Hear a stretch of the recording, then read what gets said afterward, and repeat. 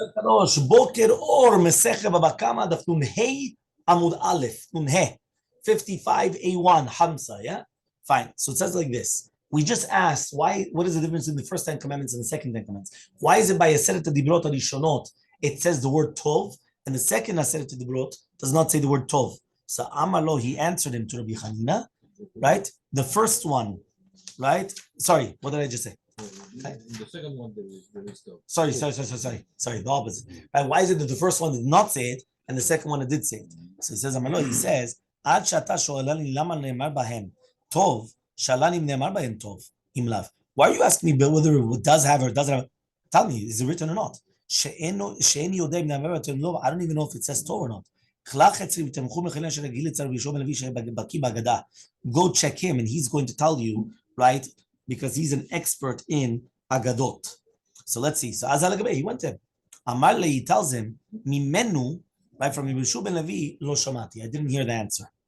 Ela bawat, but kach amar li Shmuel bar Nachum achi imo, shel Rav Acha bar Rav Chanina, ve'amli natzal v'imo shel Rabbi Achi, Rav Achai bar Rav Chanina, choil v'sofan lishtabeh. Since the first 10 commandments were going to break, it wasn't written Tov, because it was going to break. So the fact that the first 10 commandments were broken, that's why it doesn't say Tov. The second ones, it does say Tov, not the first ones. So says the Gemara, okay, fine, so big deal, it's going to break. And now what? Amravashi, Chas v'shalom paska tova mi-Yisrael. We don't want that it's going to be written Tov, and then you're going to break the Tov. It's mashma that there's not going to be Tov anymore for Israel. We don't want that. So because of that, that's why it's just that we didn't want to have it written in Tov in the first Dibrot, knowing that they're going to break. Okay, make sense? Okay, very good. So says now the Gemara. If it was written Tov, maybe it wouldn't break. At the end of the day, we knew it was going to break. So therefore, since Hashem knows that it was going to break, so therefore he didn't want to write Tov in it. Yeah? Amar Rabbi Yoshua, says Rabbi Yoshua, Haroeh tet b'chalomo siman yafelo. Yeah, you should know that if you see a tet, letter tet, in your dream, right, it's a good siman. So right, okay, fine. By the way, if you want, you have an incredible pshat there in the footnote to do with what we just read now about the Tov and not Tov and all those things. Fine, but he says that like this: if you see the word tet, so by the way, if I remember correctly, the letter tet was not also in the Dibrot Rishonot also. I think that's the only letter also that wasn't in the Masechet Dibrot. I don't remember, but here it says Mefurash tet b'chalomo. Yeah, so he says, "My time, what's the reasoning?" Right, Ilema, if you're going to tell me now, right, Mishum dichtiv Tov. If you're going to tell me now, that means if you see tet in your dream, it's a good sign. Why? Because the word Tov. So it says, Ema, fine, which means it's an inyan of Puranut. It's a bad sign. So the letter tet, whoever told you that tet is because it starts with Tov, I could argue the letter tet that starts also bad things. You understand? Huh? Yeah, no, that's a mem. I'm talking about the letter tet. No, the first letter. Okay? It has to be a tet. So says the Gemara, chad tet coming in. We're only talking about one tet, not two tets. The word tate, the both of them have two tets. Here we're talking about one tet. So ema tumata b'shilea. The tumah is also with a tet. It says no, tet bet coming in. He was talking about, you saw two letters, tet and bet, like tov, like or tav, right? Not tet by itself. So he says, okay, ema tavu v'aretz she'area, that they drowned. Tavu, right? Tet bet is also litvua, right? Tavia, right? Tava. Since the tet was the first one which was written, right, in the Torah, meaning the first tet which was written in the Torah was written from Bereshit until V'yar Elohim et haor ki tov lo ktiv. It was not written tet. So the first time it was written tet was tov. So for since the Torah started with the letter tet, and the first time it started with the letter tet, it was good. Meaning from you go from the beginning of the Torah, the first tet was tov. So therefore it's a good sign. Even so, here it's mashma even without the bet. So it's mashma now. Okay. The Amr Rabbi Shua ben Levi says, "V'yaroeh sped b'chalomo, chasu alav min hashamayim uvda'u, v'anamile b'ktava." He says if somebody comes and they see that they're doing the eulogy for him in a dream, so he says really be'emet, he was supposed to die. but Hashem saved them. And therefore now they're doing it in a dream instead of actually doing it. But when is this? Only if it was written down, but not if they actually show him the sped. You understood? Meaning if somebody sees a sped in the dream, it's actually something bad.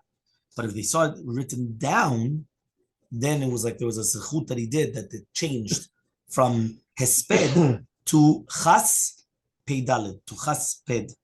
What do you mean by written down? Doesn't mean written down. Written eulogy. So he sees that in his Yeah, he sees a written eulogy. So if he sees a written eulogy, it's fine. That means technically it was going to be a decree on him, and then he was saved, right? But if it's going to be the opposite, basically, which is basically a real eulogy, he's got what to worry about. Okay, fine. 2 dots. Everyone with me? 2 dots. V'chen chayav ha'of k'yotze b'hen. Chayav ha'of also was the exact same thing. Amar Shakish says Shakish. Okay. Kan shana Rabbi tarnegol tavas upasyoni klaim ze bezeh. So here Rabbi taught because of this that if you have a tarnegol tavas upasyoni, if you want to tell me in English, should you translate that? Tarnegol is a rooster. The peacock and Pheasant. Okay, so they're considered kilaim with each other because we already said that all the animals are kilaim. So it says Gemara Pshita, obviously. So Amar Rabbi Chaviva says Rabbi Chaviva mishum deravu ba'ade adade because they grow together.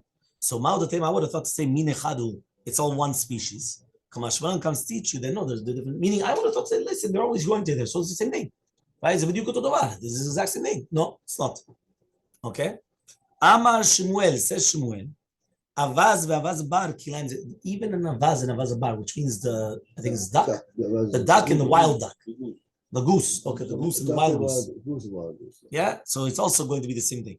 Right? It's considered 2 different species. So Matkif la Rava Barav Hanan, my time, what's reasoning? If you're going to tell me now because of the beak, yeah, that the beak is longer, one of them shorter. He says, what? Sometimes you have gamalim. You have gamal parsi and gamal arabi also because it's different. That one of them is going to be longer, one of them is going to be shorter. Are you going to tell me the same thing? You're going to tell me it's kilayim zebazeh? Gamal is a gamal, a camel is a camel. It's the same thing. What's the difference? But rather, Rabbi says, he says, no.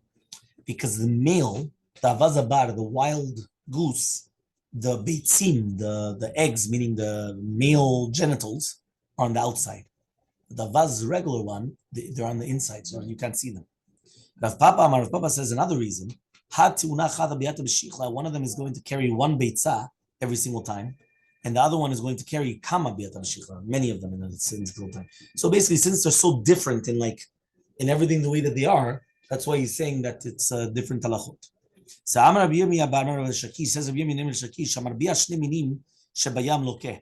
Somebody is going to be Marbia 2 different minim in the yam, right? That means 2 different species in the sea. He's also going to be chayav. My time, what's the reason, right? So he says Amar Barava Mishme Deula Atya Lemineu Lemineu. When it says Lemineu, it's coming to include Shayavasha, so therefore it's coming to include all the different types of Baalei Chayim, and by Chayat Haaretz and everything it says Lemina. So therefore, we learn a Gezerah Shava Leminehem Lemina that just like you're not allowed to do kilaim by Baalei Chayim in the Yabasha, so too you're not allowed to do by Baalei Chayim in the Yam as well. Learning Gezerah Shava. Okay. So by Rachva, so Rachva comes and he says, right. So that means basically don't use a shark and a dolphin or a shark and a whale to start pulling your boat. Yeah. Okay. So by Rachva comes and he had a question. Hamanhig be'iza v'shibuta. If somebody's going to use an ez and a dag, what's halacha? Do we say given the iza since the iza does not go into the sea and the shibuta does not go to the yabasha, so therefore lo klum avid didn't do anything. Or dilmar, maybe we're gonna say hash tamiyat kamani. At the end of the day, he's using it. So matkif la Ravina comes and he asks Kelameata chiber chita usera biyado vezarach chita ba'aretz usera bechutz haaretz hachanami d'mechayev. What you're gonna say? You're gonna be chayav. So Amni, they say, Rach Yasha, can you compare both cases? Hatam Eretz Makom Chiyuva. Chutz La'aretz no Makom Chiyuva. He comes and he says there, the Eretz Yisrael is a place of a Chiyuv. Chutz La'aretz is not a place of a Chiyuv. Hacha, but over here, Idi V'idi Chiyuva. They're both a place of a Chiyuv. So therefore, whether it's the Yabashar or the Yam, it's a Makom Chiyuv, that you're not allowed to do Kilain. So therefore, he wants to come and he said, if you're going to be doing a Sfina, whether it's going on two different types of fish, you get lashes. So therefore, when you're going to be Mistapek, is one of them in the land and one of the thing, he says both of them are Makom Chiyuv, right? But if there's going to be like a place in between them, so is that called Yachdav or not? And therefore, we don't have an answer.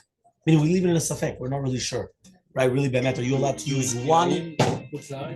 Yeah, but one of them is in the sea and one of them is on the dry land. I remember a story of a guy with the snow and the Both places are makom chiyuv, therefore obviously it should be chayav, but then we don't know because there's going to be a pasek, right, a difference between the two. Hadran lach shor shenagach et hapara. So we finished this chapter of shor shenagach et hapara. Now we're going to start perek shishi, the 6th chapter. Nun Hamud Bet 55b, 6th chapter. Hakones tzon ledir. If you're going to bring in sheep to the, how did you call it? The barn? No, it's not really a barn because this is like it's a closed pen. Thank you, pen. That's better. The pen is basically it's an enclosed area for the sheep. Okay, and you closed it up properly. And went out and damaged. Patur, you're going to be patur. Why? You closed it off properly. But if you didn't close it off properly and it goes out and damages, you're going to be chayav. If it breaks in the nighttime, or the steam even they broke it, right? And it goes out and it damages, you're going to be patur. What's your listim? But if the listim took it out, actually, the listim are going to be chayav. Right? Why? Because they took out the animals. Fine. Says the Mishnah, if you place the animal in the sun, or you give it over to a cheresh katan, and it goes out and damages, you're going to be chayav. Why? Because obviously you knew that the animal was not going to stay in the sun. So if you knew that the animal was just going to go wild until it gets out. If you gave it to a ro'eh, to a shepherd, so now the shepherd is instead of you. Because now the shepherd is obligated in all damages and all those things instead of you. Okay? Nafla legina. Yeah, if it falls inside of the gina, right? V'ne'enet, and it comes and it starts benefiting. It's you're going to benefit, you're going to pay that which benefits her. If it goes down in damages, you're going to pay that which is going to be mazik. So how is it going to pay that which is mazik? So shamin bet seah be'ota sadeh. You're going to evaluate a bet seah in the sadeh. Kama ita yafa v'kama yafa. How much is it nice? How much is not? How much is it wasn't nice before and afterwards? Shimon omer achla pero gimunim. If it pays full fruits, so meshalem pero gimunim. You have to pay the full fruits. In seah and satayim. It's going to be one seah. It's going to be satayim. Okay, fine. Tanu Rabbanan. We learned to the Braita. Ezeu karaui ve'ezeu shelo karaui. What does it mean now, karaui ve'shelo karaui? So delet sheyechola la'amud b'ruach mitziyah is karaui. If it's a door that it could withstand the normal wind, so that's karaui. If it cannot withstand the normal wind, so it's shelo karaui. Meaning if it's normal wind comes and it can take it down, so that's not karaui. That's not normal. Amar Rabbi Mani bar Patish. Says Rabbi Mani bar Patish. Man tana muad desegle b'shmina pechuta. Who's the tana that says that even by a muad, you don't need to watch it very, very well? It's enough a small shmira. Who's the one that holds that? Bihuda. It's a Bihuda. The Tanam, as we learned in the Mishnah, kisharo be'alav be'mosera ve'na'al lefanav karaui. If you tied the shore be'mosera with the reins, yeah, and then you closed it up, the Yatzav Izik, and it goes out and damages. Whether it's Tam or Muad, you're going to be Chayav. These are words that we need. Rabbi Yudah says, Tam is going to be Chayav, Muad is going to be Patush. Nemar, Mishminu Be'alav. The Shamuruze, he's already watched. Rabbi Eliezer Omer, En no Shmina L'Sakim. No, you remember the Shita. According to Shitat Rabbi Eliezer, the only way to watch over it is to kill it. That's the only way to watch over a Muad. Once it's a Muad Kaddish, there's nothing what to do with this animal. Yeah, you have to kill it. There's nothing, there's nothing good. That's it. So says the Gemara, Filu Teima Rabbi Mean, if you're going to tell me it's going to be Rabbi Mean, Shani Shen Varegel, the Torah Miyata B'Shminatan. It's different. Shen Varegel was the Torah was Mimayat in the Shmira. Tamar Bi Lazar says Bi Lazar. The Amri Lan. Some people say, right? B'Matni Tatana. Arbaat Varim Yom Torah Miyata B'Shminatan. In 4 things, the Torah was Mimayat in the Shmira. Ve'eluhen Bor Esh Shen Varegel. For these 4 things: Bor, the pit; fire; Shen Varegel. Bor, because it says v'chivtach ish bor v'kichrei ish bor v'lo yichasenu. Hakisa, if you covered it, patur, that's it. The second you covered it, kaddish, that's it. Esh, fire. Medichtiv shalom yishalem mavid et habeirah. Right? Ad David ken mavid. You have to make it like mavid. Mamash, you're making the fire.